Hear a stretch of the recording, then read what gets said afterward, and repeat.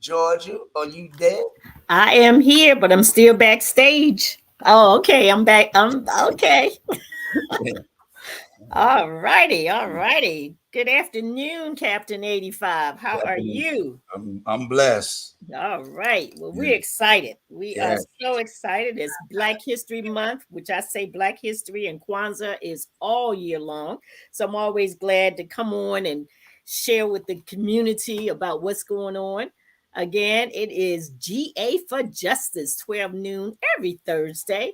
And of course, I'm your host, Georgia F. Allen. And I always want to thank Henderson Vaughn, Captain 85, for opening up the lines to us so that we have an opportunity to kind of share a little bit about what's going on in our community and from a more positive standpoint, because people can tell you every negative thing under the sun, but they very rarely tell you about all the good things and the positive things that are going on and all the hard work that is being done throughout the community. And so, as I've always say, we always like to have a conversation for information, a conversation correction, as well as a conversation for transformation. Because we all know that in this uh, setting of social media, people have all kinds of information going out there, and people don't know what to believe and what not to believe. So we try to uh, make some sense of some of this stuff that is going on. And with that being said, you know, we have a very, very special guest today. We have the brand new incoming president of the Virginia Beach NAACP. And I want to introduce Mr. Eric Majette. Of course, again, he's our incoming president. Mr. Majette is the owner of several businesses to include, but not limited to, Thrive Realty Solutions. He is the senior pastor of New Life Global Church out in Franklin, Virginia. So he lives in Virginia Beach, but he drives all the way to Franklin to serve God and serve the community in Franklin. Eric believes um, that the his ministry should thrive, but he also believes that his congregants should thrive and our community should thrive. Our families, businesses, students, civil rights organizations should all thrive. And so, therefore, he brings to us a new perspective, a new vision to the association. And we look forward to our conversation with him today. Our newly elected president, Reverend Minister, activist, educator, President Eric Majette. All right. Happy to be here. Is an honor and a privilege. I'm very humble for this opportunity in Georgia. Thank you for that great introduction. I was looking at who is that guy she talking about? Me? Yeah, but hello for those that are out there listening and looking at the show this afternoon. We thank you for joining us, and I'm really excited about my new God-given assignment to be the new incoming president for the NAACP, the Virginia Beach branch. Well, we're looking forward to it because folks are joining, folks are excited, and I know I'm excited because I can see new things happening. Um, Unfortunately, our previous president, she had to deal with the COVID. She had all these different things going on. It was very challenging and all. And when you're trying to do everything on the computer and you can't see people face to face, it makes things a lot more challenging. But we want to pay homage to our outgoing president, Dr. Karen Hills Pruden, who did a phenomenal job. I mean, she was on committees all over the city. She was watching the police department. She was investigating incidents and issues throughout the city. And she did not hesitate to stand, whether she stood alone or whether she had a group standing with her. So, with that being said, I want to pay homage and give a hand Yes. clap to our outgoing president, Karen Hills Pruden. We thank you. We thank you. We thank you. All right. So tell us a little bit about what prompted you to want to sit in that chair of president of the NAACP. Well, prior to being the president, I was also the first vice for the NAACP, and I began to see a lot of things a lot of ways that we could positively impact our community and the organization, particularly in the Virginia Beach region. And like you said, Dr. Pruden did a wonderful job with her assignment. And then, being in COVID and having to do, like you said, Georgia, having to have meetings online. And we sustained through that. God brought us through that. So one of the things that crossed my mind was when I put my name in the hat to become the new incoming president, what change where I'm able to deliver? What opportunities are we able to impact? What resources do I have that God has blessed me with to be able to bring to our community? And how can we re-engage and get other people in the community engaged to carry out the mission of the NAACP, which is the oldest civil rights organization, in the nation. So this assignment was something that I went before God first, because I know that there's a lot of heavy lifting, involved. I know there's a lot of resources that is needed. So my assignment was to go but impact my community, whatever that may entail, whether it's dealing with the voter rights and voter registration, or dealing with the civil rights piece of a discrimination, and then also using my sphere of influence to be able to penetrate some of those other areas like education and economic development. The youth, getting the youth engaged. So the vision came to me, and I said, okay, I'll go ahead and I will press the button. I'll move forward with this particular assignment. And thank you, Georgia, for standing right beside me thus far, every step of the way. You are welcome. You are welcome. One of the things that I always said when I was the president of the NAACP, I never wanted to see division within the association. So when I stepped down, and my first vice president automatically stepped up because I stepped down before the end of my term, which allowed him to serve a year almost as the incoming president and then run for office. So my mindset has always been, nothing is yours forever. So you got to know how to pass the baton with humility and not sit there and think that, nobody else can do it but me. I'm the only one that can do this. When in fact, God has plenty of servants out here that can do anything that is out here for the masses. And so I'm glad that we had another very calm transition. Karen passed that baton on to you, and now we can move forward without chaos, without confusion, and we can make some things happen in the city, because not only am I united behind you, the former president is also united behind you, and that's phenomenal. Right. So that's a tribute to her. Mm-hmm. So you got a whole bunch of committees to fill, don't you?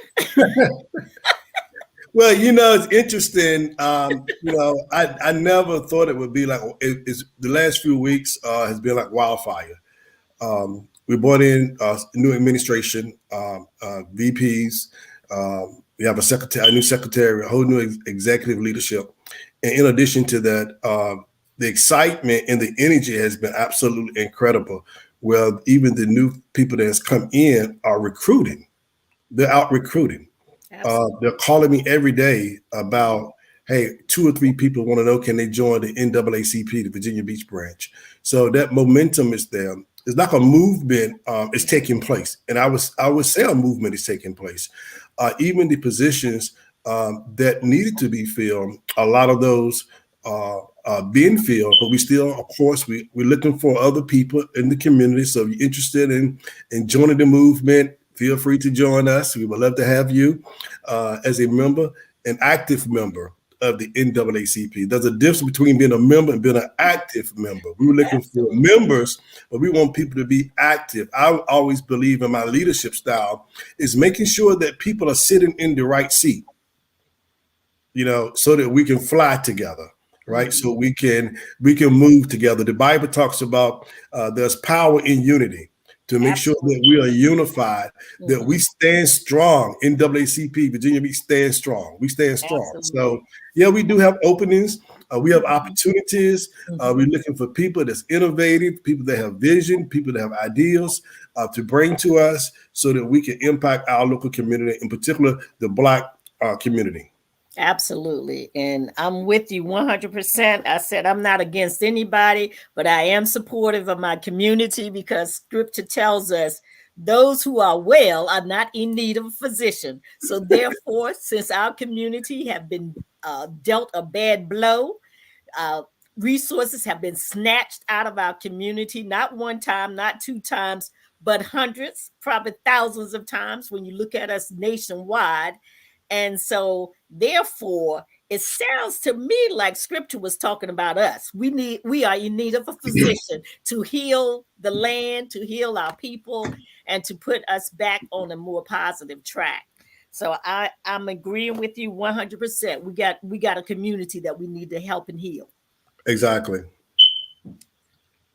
And our topic today is revamp, reorganize, and standing strong. So tell us a little bit about revamping the NAACP.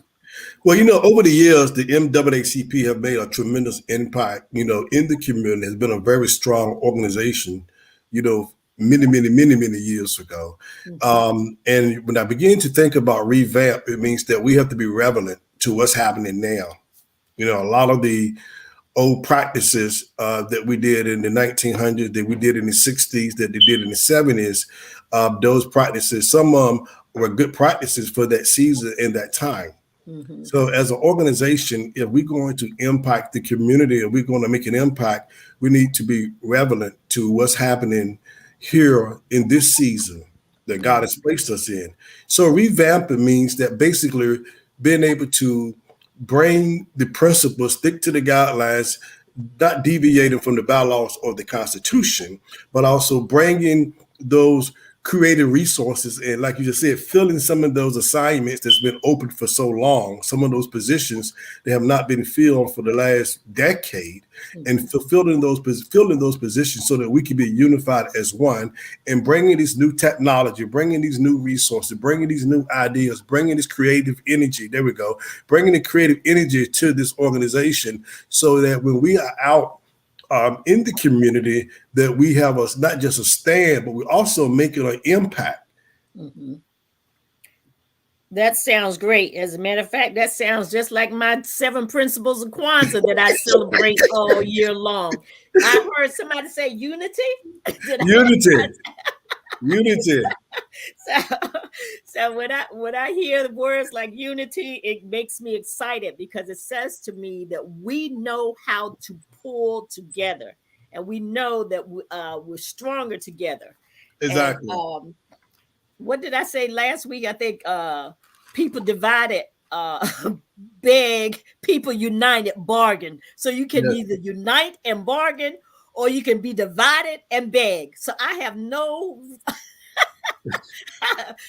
intention of having my community divided, and I'm sitting around begging. I'm not interested in that. What about you? Well, I tell you, one of the things that I tell people all the time is that there's power in numbers. Absolutely. There's power in unity. But you can have a lot of numbers. If you don't have a unity, you have chaos. Absolutely. So we'll basically, believe being unified, being together, and standing strong. So my belief system is that no one should be left behind. If there's an opportunity, then we should be able to share our resources, right?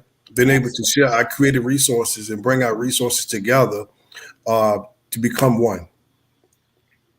Now, is that called, what is that? Which one is that? Is that the corporate economics to build and maintain our own stores, shops, There you go. other businesses? There you go. Profit from them together. Exactly. Yeah, and I would share this. That's you right on it. You right on it. You got me excited there. You done got my engine going there. One of the things that I really believe that is important for our community to understand is being set free from debt, being owners of our own organizations, our own companies, our own businesses, being able to create wealth with our own economic system within our Black community. And we do that by training, developing vision, releasing, unlocking resources, education to bring this generation of young folks together so that they will not be caught up into bondage. When I was growing up, I'm gonna tell you what year that was, but when I was growing up, the thing was you go to high school, of course you get your education. You get your family, you get the house with the white picket fence around it, you get your dog, you get your cat, and you work until you die. Let's keep it real. Literally, am I right? All your life. You just die. If you move, if you didn't change jobs, you didn't jump from one job to the. My father, he stayed at one job his whole entire life until he was 86 years. Of course, he was 86 years old working. My mother, everybody retired from there. But I realized that, in the days that we're living in this generation, they believe in multiplicity, which means that, they are entrepreneurs. They call creatives. Right. So as an organization, how do we bring all this brain power, good God Almighty, all these thoughts together, all this energy together, all this vision together, all this purpose together, all this knowledge together, so that our Black community and our kids can grow and become not just homeowners in debt, but become owning business and real estate companies, development companies of their own. Absolutely. And see, that's my cup of tea, because like you, I grew up in a time when they said work real hard, get a good education so you can get a good job. And I have worked for a lot of companies. I have yet to find a good job. But I have found a good passion, and my passion has been for my community. My passion has been civil rights. And when you do something you love, you really can do it for free, because of course we know NAACP does not pay us anything. We do it out of the passion of our heart. And so I have been more content, more at peace doing work on behalf of my community than I ever was when I was getting a paycheck every other Friday. And so and and another thing too is that as you were speaking, I was thinking about a lot of times, we are in bondage because of that check.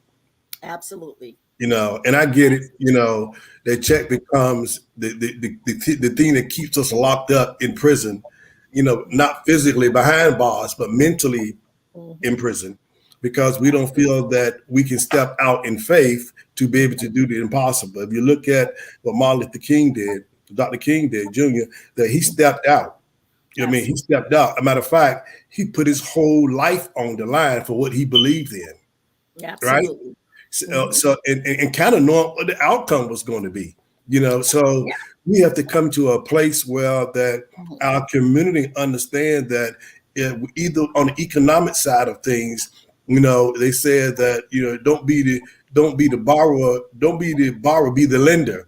Absolutely. Right. And we get ourselves in situations and debt and all these kind of things. And one of the things we said revamping the NAACP, our branch, is to make sure that we have tools and trade in education for financial literacy. Right. When I was growing up, we didn't think about credit. Only thing we know, we get it, we pay for it, we don't take it. Right. And that's about economic development, which is one of the committees that we have. I think we have a chair of economic development, don't we?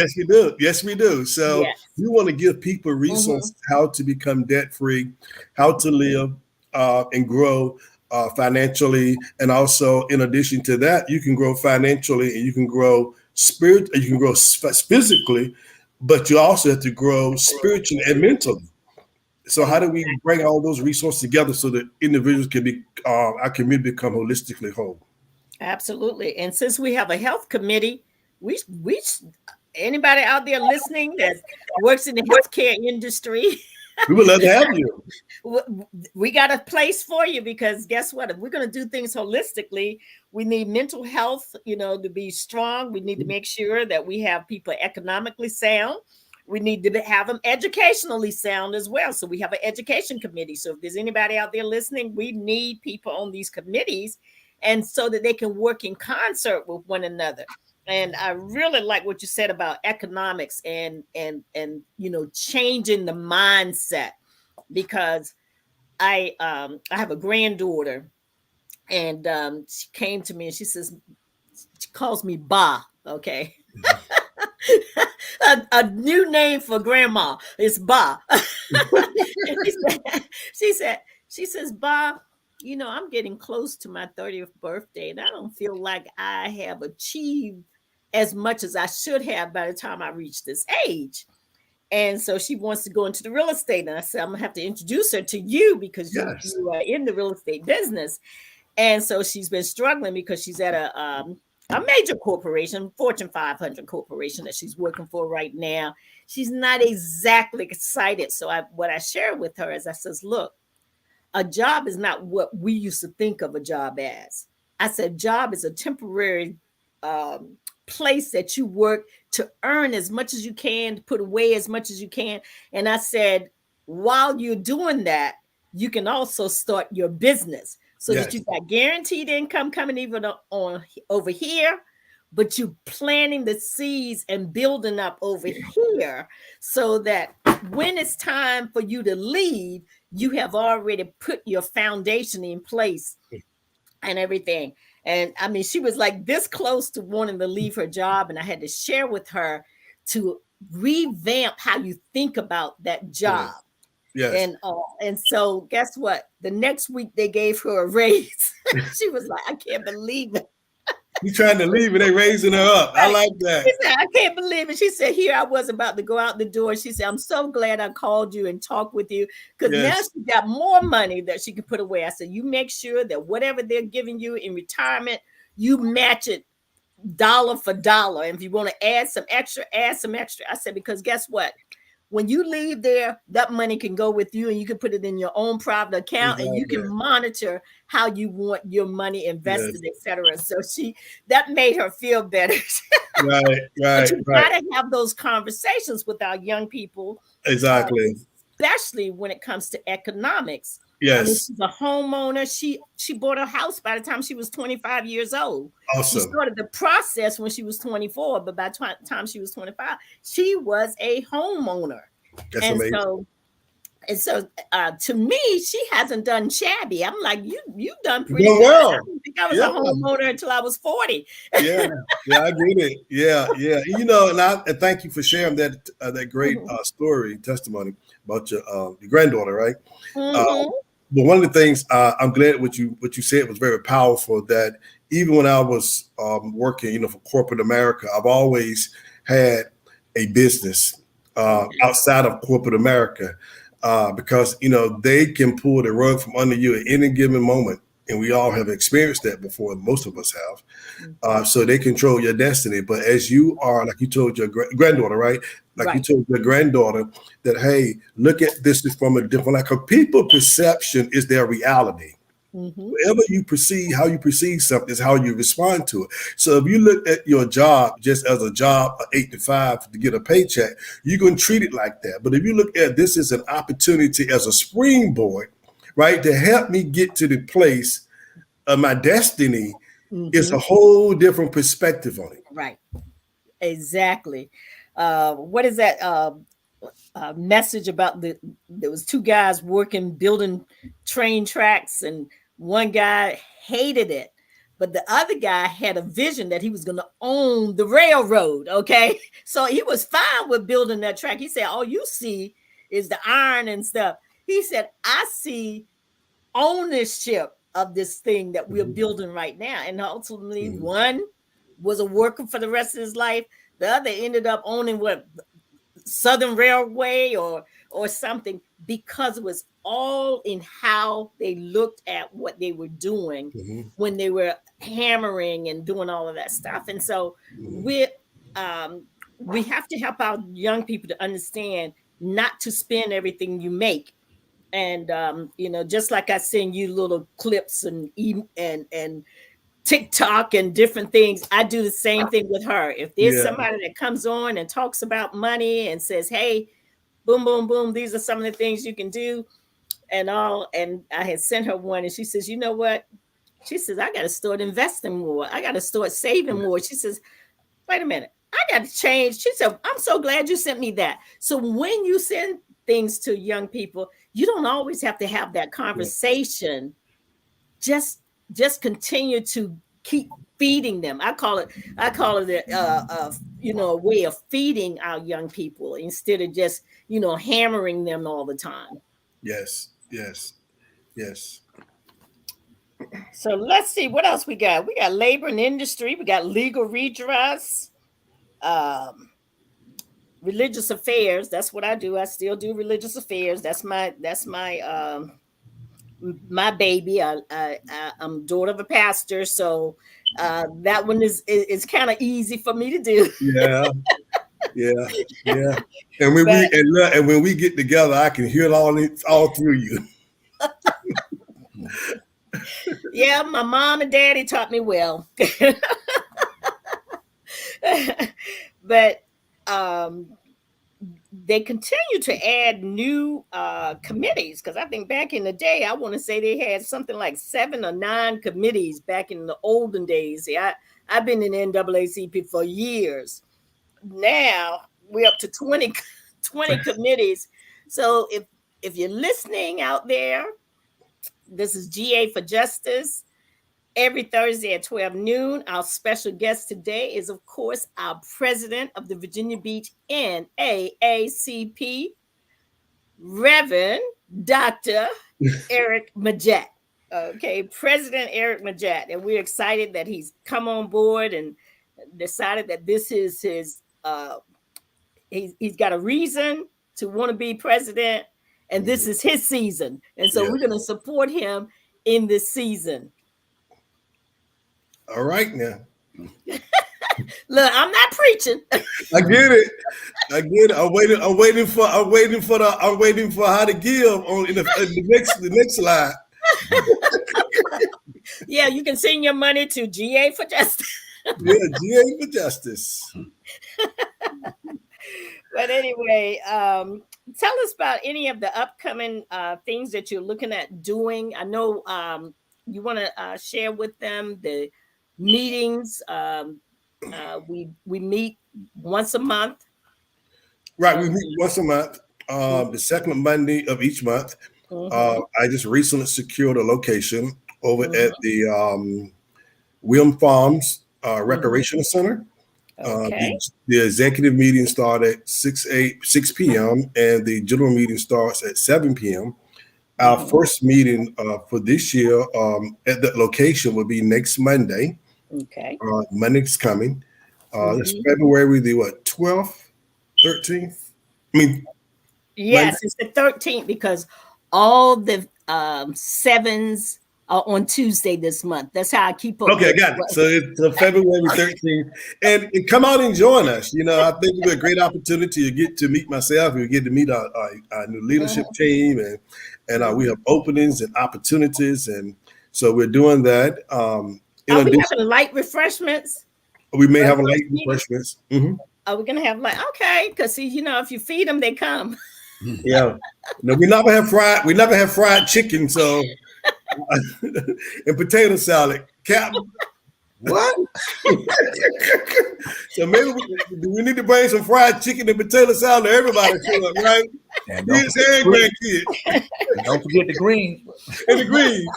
We good to go. Hey. It's NAACP, Virginia Beach branch. We do it. Yeah. We do things big. Right. Yeah. First meeting of the year. First meeting of the new administration. February 13th, Monday, which is the second Monday of the month. The doors are open. we're looking for new members. We're looking for new committee chairs. We are looking for people who want to make changes, especially in the areas of our youth. That is an area that has been solely, kind of missing in terms of the work that needs to be done. We hear it all over TV that this child had a situation or that child had a situation. And it's going to be up to us to bring about a change in some of these situations that are taking place in our community. And so we're grateful that you have chosen to serve in the capacity of President NAACP for our Virginia Beach chapter. And for those of you who are listening, if there's something that you can bring to the table, the thing that we want you to know is we want unity, we want loyalty, and we want the work. Exactly. Okay. And there's a place and a spot for everybody. Yeah, there's a place for everybody. And if we work together, we can create another Tulsa, another Black Wall Street right here in the city of Virginia Beach, the largest city in the Commonwealth of Virginia. Yep. Okay. Well, share with us a little bit about some of the other things that you have been doing. I know that you have a background in education. You have any number of things that you have been working on. You travel around the country and all. You speak, do public speaking from time to time and everything, and kind of share with the audience so that they can get a fuller picture of the depth of the new president of the NAACP. Yeah, exactly. Thank you for the intro. Yeah, I basically have been tremendously blessed over the years to work within the marketplace. Former Xerox executive for years, worked at a high corporate level with sales and marketing. Have been blessed to own several businesses, from a software company all around North Carolina to restaurants to a lot of different organizations, and also to be connected to the community. I'm on the board of directors for Norfolk State University Athletic Association. Of course, I'm serving as the new interim president for the NAACP. I'm also on the board for Affinity Capital Group, which is a new Black-owned financial services group that's done very well. That's buying up 300 and 400 apartment complex units and impacting the community, going back and putting resources in those communities. I'm also a pastor, a senior pastor for New Life Church Global. I've been pastoring them for the last 13 years. Got my undergraduate degree in marketing from Norfolk State University. Got my Master's of Divinity from Virginia University of Lynchburg, and got my doctorate of ministry and leadership from Virginia University of Lynchburg. Most recently, I am on a real estate company, Thrive Realty Solutions, powered by eXp Realty, based out of Chesapeake, Virginia. In addition to that, with the real estate business, I train and develop young realtors how to be successful in the industry through mentorship programs, through leadership training. And most recently, my partner and I, we just launched a charter bus company service. We are the first Black-owned charter bus service, the newest Black-owned charter bus company in the whole state of Virginia. You all may know or may not know that during COVID, a lot of those companies, particularly Black-owned ones, went out of business because they could not afford for the buses not to be on the road and continue to pay those high expenses for insurances. So we just launched Vision Tours that we're excited about. And our mission was not so much to drive to make money. Our mission was to make it affordable for people to be able to travel again through a charter bus service. And we brought a lot of technology to the table. So the same type of technology you see with the airlines, where you can see that they give you an app and you can download the app and you can see what time the plane is going to land. You can see what's going on, anything changed. With that same type of technology with our charter, our bus services. And I'm very passionate about our youth. I'm very passionate about leadership and training. I sit up under the leadership of my bishop, Bishop T.D. Jakes. I've been with Bishop T.D. Jakes there for the last 10 years. I've spoken at his conferences. I've also a former contract instructor for T.D. Jakes School of Leadership. So been very involved, as well as Regent University, Norfolk State University. So been well engaged in the community and understand the 7 mountains of influence. Been able to impact and been able to operate in different systems, whether it's media. My most recent assignment, I was an executive for the American Red Cross, and put together an initiative to get the educate the Black community about donating blood in sickle cell and working with the sickle cell program, as well as a media spokesperson for the American Red Cross, which was very rewarding because it's giving back and saving lives daily and going into our community and educating our community for the need for donations of blood and why we do what we do, and helping sickle cell patients, get the blood products that they need, particularly during COVID. It was very challenging, and we was able to impact that. So that's a little bit about my background. I have a daughter and a son. My daughter's 27 years old.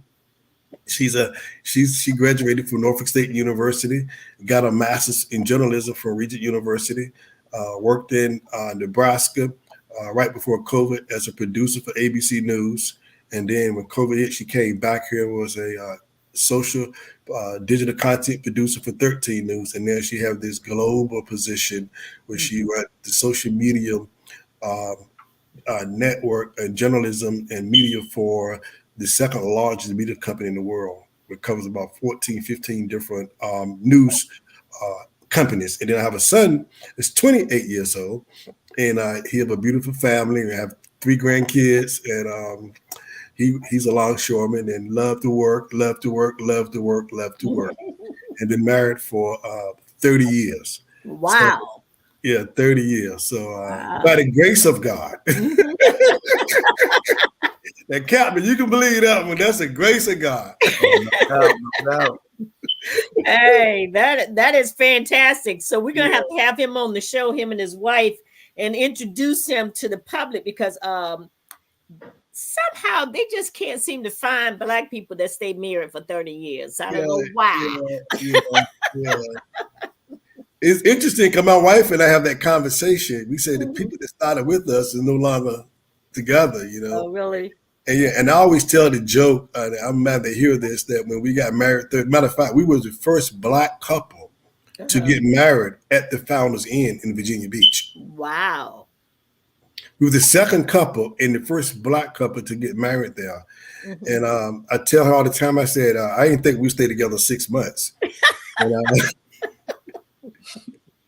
I called my mom. I said, Mom, what did I just do? She said, you locked up for life now, boy. You can't get out of this one. And there's been 30 years as of November, Thanksgiving weekend. But I'm excited to be here. I'm excited about what we're doing as an organization. I'm excited about the mission of the NAACP. I'm excited about the energy that people are coming in and joining us. And we want to make sure that we are at the table when decisions are being made and critical decisions are being made within the city. We're at the table impacting decisions and engage in our community when they need us the most, when the most critical times, to be available, to be open to change, open to communicate, and to be able to lead and guide our community so we have a better community at large.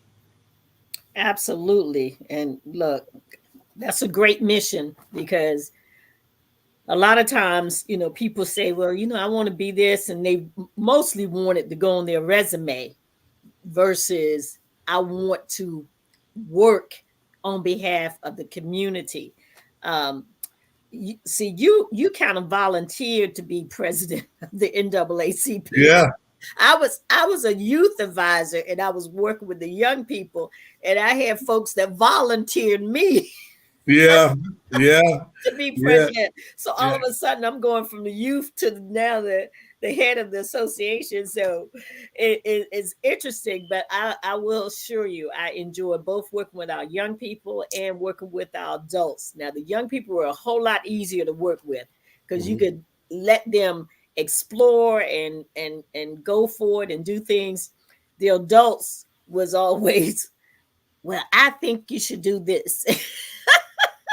So it was a lot more challenging to work with our adults, even if they thought that your idea was a good idea, or even if they thought that the work that was being done was in the best interest of the community. They didn't always agree with it because their best buddy wasn't the one that made the suggestion. So I will assure you, as a former president, you will have my full support. Thank you. Because we can get a lot more done if we're working together than if we're sitting here nitpicking one another. We get enough of that in the larger community that we don't really need to do that within our own association. So I say that because as people listen, whether you're listening now or whether you're going to listen later, it is just so important that we understand how critical it is to stay united, how critical it is to be loyal to each other, and how critical it is to not just sit on the bench, but get in the game and do the work. All of those things are critical when it comes there. He's looking at me like, oh, she preaching. Go ahead, girl. Do your thing. Do your thing. I'm looking at him. I'm like, oh my God. And I have no problem with you preaching. You know that, right? I tell people all the time, I got a left side of my brain and a right side. I could be speaking of a business meeting, and all of a sudden the two get confused, dude. The preaching side want to come out, and I'm trying to suppress it. But this is not the environment to preach, but the right side be taking over. I'll be like, okay, it's good. It's all good. But yeah, I'm excited. I am really excited. I'm excited about the fact that you shared with the audience that NAACP is still relevant. See, a lot of people be like, well, I don't know if it's relevant, but how many of the people that call up and ask for help, how many of them are members of the NAACP? A lot. Yeah. So we get phone calls, trust me. You'd be surprised, right? But the good thing about it is that even though it's almost like you don't know what you need until there's a need sometimes. Right? So when people get in trouble or a situation happen, even though they know about the NAACP, may not have been involved with it, but they know there is an NAACP that's all about civil rights and fighting against discrimination and all those other things, right? So they will find us. Oh, they will. They will find us. So that's a good thing. But the other thing is that I want us to be able to be proactive on some of these situations, because if we continue to just be reactive, we're in a reactive mode, but we being proactive. What do you mean by that, Eric? What I'm saying is that when we are able to impact policies, we'll be able to impact legislation, when impact change in laws and stuff like that, to be proactive. Some of these things that come about to us won't be so much of a response every time something happens. I mean, yeah. And another thing too, I want to say this before we close out here, is we're definitely looking for the youth to get involved. Absolutely. You know, we want the youth to get involved with us because young folks have a voice. You know, and I know as we get older, sometimes we don't want to listen to the young folks, but I guarantee you, if that daggone laptop ain't working right, or that iPad ain't working right, or you can't get that app downloaded, you go to your 6-year-old and they can do it. Am I right? That is so right. I know. Look, I tried to play them games on, in football games, Cap 85 on TV. They play with man, I've been looking all at them remote. They're like this. I'm like, I can't keep up with y'all. I know, and they are so valuable. I say all the time. I say our most valuable resource is our human resource. And over the years, of course, and this is Black History Month, we all know that we've never been treated as a human resource. We've always been treated more as stock, and we talk stock. Okay. And so what we have to do is change the paradigm, because the one thing that I feel that Black people do, and especially whether it's NAACP or any of the other civil rights organizations, we are the conscious of the oppressor. Okay, he may not like it, but we constantly remind him of the things that he's doing that is creating harm. Like we didn't even have an environmental and climate justice um, committee back when I was president, and but we saw them go into our communities again and again and put a factory in that had all types of chemicals in those factories that caused grave harm to our babies. And the babies go to school, and at the school where they went to, those factories chemicals was coming through the water line and the piping and the and all. And so NAACP, what it does is it sees where is the harm being done, and then we have to become the conscious of our country and the conscious of America. And so our valuable resource is our young people. It's our human resource. And they are some of the smartest people ever. When you see a 9-year-old child already going to Harvard University, okay, because she's one of the smartest people ever, those are our kids, okay? Those are our little black sons and our little black daughters. And when we see our children get accepted to every single solitary Ivy League school when they're 14 and 15 and 16 years old, those are our babies. Yes. Okay. And they may have had many, many challenges, but guess what? They came through those challenges and they came out on top. Amanda Gorman, as we're talking about Black history, the poet for President Biden when he had his inauguration, poet laureate. Amazing. Okay, Black history, our young people, our greatest resource. So we want to make sure that our young people know how much we love them. We want them to know how much we want them to succeed. And we also want them to know that they don't have to work a job till they die. We're going to, the programs that you're talking about in terms of training and teaching them about being business owners and all, yeah, you can work that job for a temporary period of time, but that is simply to give you the resources that you need and the money that you need to put away so that you can go and get that business that you really want and do the things that you really want to do. And so I love that about you, that you're not sitting here thinking of, let's see if we can help them get a good job. Yeah. But let's see if we can help them get that job temporarily to bring to them the resources that they need so that they can do the thing that they were built to do. I tell people, I said, look, we all have a reason why we're here and we all have a season. So let's get that reason right, knowing that we only have a season to get those things done.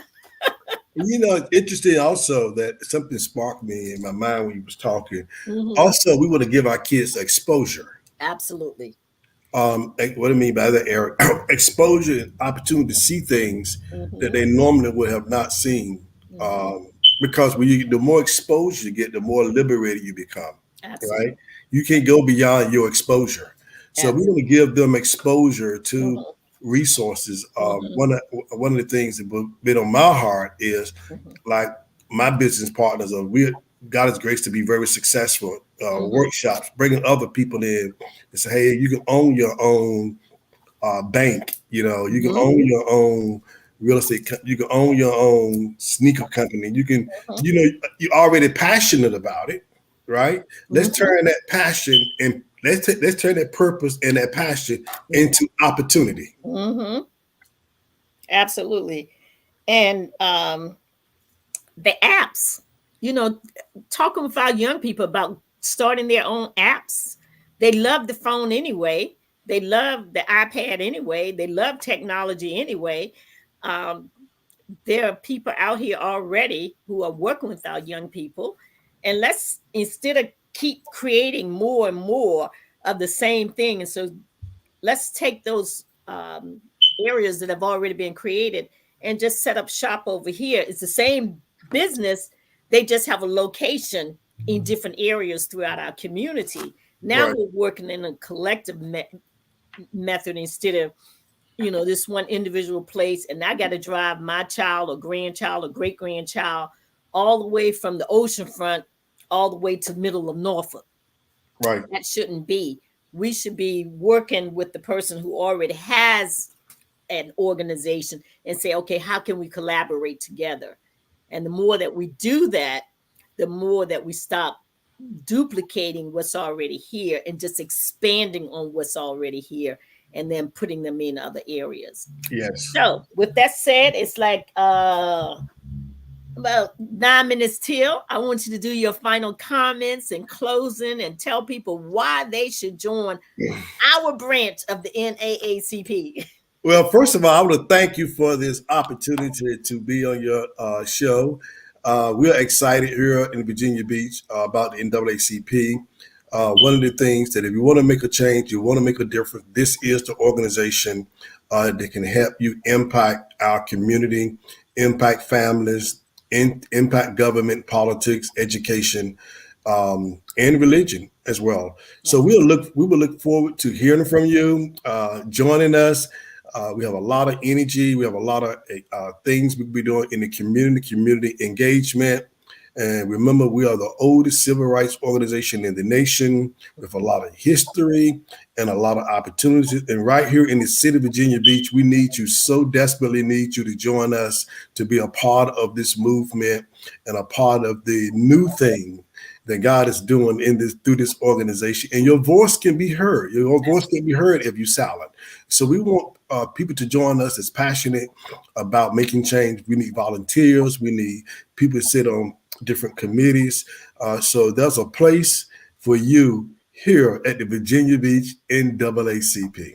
All right. Well, thank you again. Thank you so much for joining us today. Henderson and I are always excited to see new faces and people that are out here in the community working with, because if the media had its say about everything, they would act as if there's nobody in the Black community that is even in existence, that we just kind of like, it's there, but but we're not doing anything, we're not working or what have you. And I was on this call last night. We had a former school board member on the call, and I said, one of the things, because sometimes people think, oh, well, now I'm no longer there, then I don't have this influence or whatever. But the influence that I suggested that she had is, all the committees that the school board needs. Right. So if you share with us, then we can find people that can sit on the disciplinary committee. Mm-hmm. Okay. We could have somebody that can sit on the curriculum committee. We can have somebody that sits on the special ed committee, because they put a lot of Black children in these special ed areas. And even if we can't sit on some of those committees, a lot of those committee meetings are open to the public, which means we can say, okay, we got 3 people going to show up at your committee and take notes and monitor what you're doing. So sometimes even just sitting there monitoring what's going on can be very, very effective. Yes. So I want people to understand that just because you're not in charge of something does not mean that you've lost all power. Exactly. You can still speak out. You can still coordinate. You can still talk to others. You can still find people who can serve. And from there, you can begin to push back against some of the things that our local government would like to do. And so again, we want to thank you so much for joining us. I'm looking forward to kicking off NAACP Virginia Beach on Monday night. I will be inviting people to come, and hopefully many of them will join. I've talked to people at my church. I'm a small church, so I can't bring you 100 members, but I can try to get them to all join and then get family members to join. Yes, for sure. So that increases our numbers. So again, thank you again for joining us. And we look forward to hopefully some of the committee chairs will soon be able to come on and share, and we can just keep getting the information out and, put in the work. Yep. Put in the work. All right. Take care. And we'll thank you for having me. Thank you all. Welcome. You're welcome. Take care. Have a good day. Take care. You too. Yeah. Righty. Okay. Excellent. Excellent. Good information. I mean, I'm looking at creativity, relevance, looking at, the restructuring, reorganizing, and the things that are taking place. I was listening to him being passionate, the charter bus company. Want to talk to him about that. Maybe we can have some fundraisers and put some young people on some of those charter buses and let them be able to travel up to some of the Black history museums and travel around to some areas where we can educate them live and in person instead of in a book. Okay. Yeah. I think one of the things that that young people in this area, but you need to get a couple of charter buses and take them in the country so they can see what the ancestors went through. Right. Because everything is daylight right here. You're in a city. It's always bright. It's always lights. But they should go out. They should be out there in those areas where there is no light. So they can, let's take them to the Dismal Swamp. Yeah. Okay, and let them see for themselves. And then when we take them there, let's tell them some stories about folks that were able to share their story because they came through the Dismal Swamp and got out on the other side. Right. And that is the kind of stuff that will be so instrumental in helping to educate our young people. But I'm looking at the things that he shared with regards to being more proactive. I think that's an excellent point, because what we want to make sure is that we don't wait until something happens. What we want to do is we want to put ourselves in a position to ultimately prevent things from happening that are negative. We want to put ourselves in a position that we are guiding the ship instead of just riding on the ship. Okay. And that's what I heard from him today when he was talking about the things that we can do and the things that he's working on as the new president is let's make sure that we're guiding the ship and not just riding on it. Right. Yeah. And so with that being said, again, this is Georgia Allen, GA for Justice. And we look forward to seeing you again next week, same time, 12 noon to 1 o'clock. And we hope to bring you another informative personality and keep listening to us. Make sure you pull us up on all of the various social media outlets. And again, we're excited and we want to make sure that we provide you with information, we provide you with corrections, and we provide you with transformational conversations. With that being said, I'll see you next week. All right. You've been watching and listening to GA for Justice with Georgia Allen, former president of the NAACP in Virginia Beach. Until next week, we bid you a good night. And please share this with your family, friends, and all the people on your social medias. Until then.